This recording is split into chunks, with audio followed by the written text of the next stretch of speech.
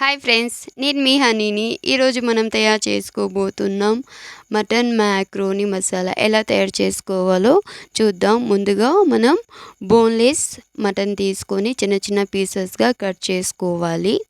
Cut చేసుకున్న తర్వాత బాగా వాష్ చేసేసేయాలి.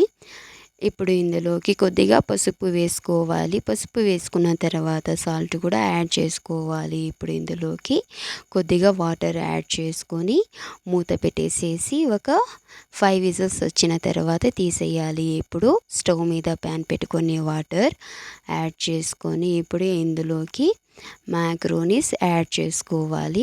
యాడ్ చేసుకున్న తర్వాత ఒక 10 to 15 మినిట్స్ కుక్ చేసుకోవాలి. అంటే 50% to 80% కుక్ అవ్వాలి. అంటే మధ్యలో ఒక గీత వచ్చేంత వరకు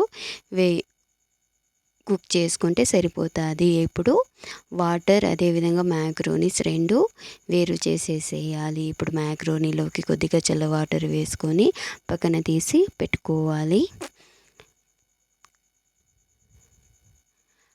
5 విజిల్స్ తర్వాత మటన్ పూర్తిగా కుక్ అయిపోయి ఉంటుంది. మటన్ కూడా ఒక ప్లేట్లోనూ తీసి పక్కన పెట్టుకోవాలి.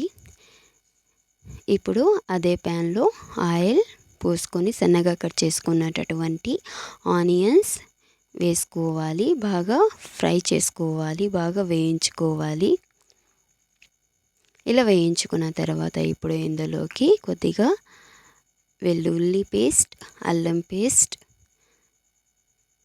అదేవిధంగా 2 లవంగాలు, దాల్చిన చెక్క వేసి బాగా కలుపుకోవాలి.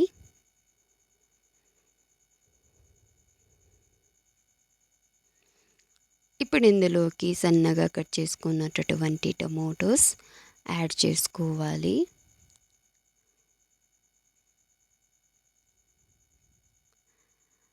యాడ్ చేసుకున్న తర్వాత బాగా కలుపుకోవాలి. మొత్తం ఇలా కలుపుతూ ఉండాలి. ఇప్పుడు ఇందులోకి కొద్దిగా కొత్తిమీర అదేవిధంగా పుదీనా వేసి బాగా కలుపుకోవాలి. ఇలా కుక్ అయిన తర్వాత ఇప్పుడు ఇందులోకి రెడ్ చిల్లీ పౌడర్ వేసుకోవాలి. ఒక 2 to 3 టేబుల్ స్పూన్. ఇలా వేసుకున్న తర్వాత బాగా కలుపుకోవాలి. ఇప్పుడు ఇందులోకి తగినంత సాల్ట్ వేసుకొని కలుపుకోవాలి.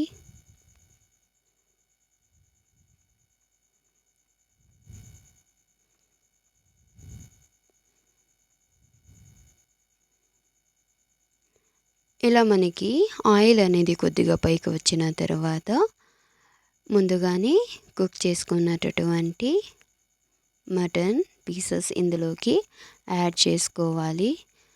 మటన్ పీసెస్ యాడ్ చేసుకున్న తర్వాత బాగా కలుపుకోవాలి. మసాలా మొత్తం బాగా పట్టించాలి. ఇప్పుడు కొద్దిగా ఆయిల్ పైకి వచ్చిన తర్వాత ఒక 1/2 గ్లాస్ వాటర్ యాడ్ చేసుకొని ఒక 5 మినిట్స్ హై ఫ్లేమ్లో కుక్ చేసుకోవాలి. ఎందుకంటే మసాలా బాగా పడుతుంది ఆ పీసెస్కి. ఇప్పుడు మూత తీసేసి బాగా కలుపుకోవాలి.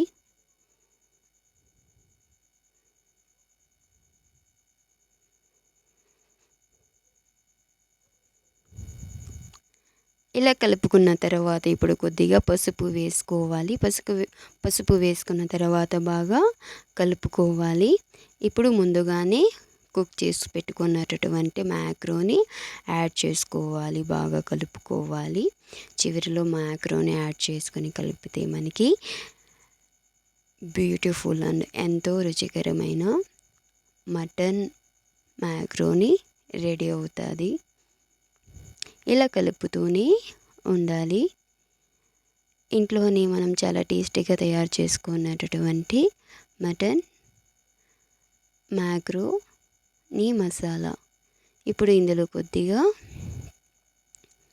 కొత్తిమీర చల్లుకుంటే స్మెల్ కూడా చాలా బాగా వస్తుంది. ఇప్పుడు మూత పెట్టేసేసి ఒక 5 మినిట్స్ వదిలేయాలి.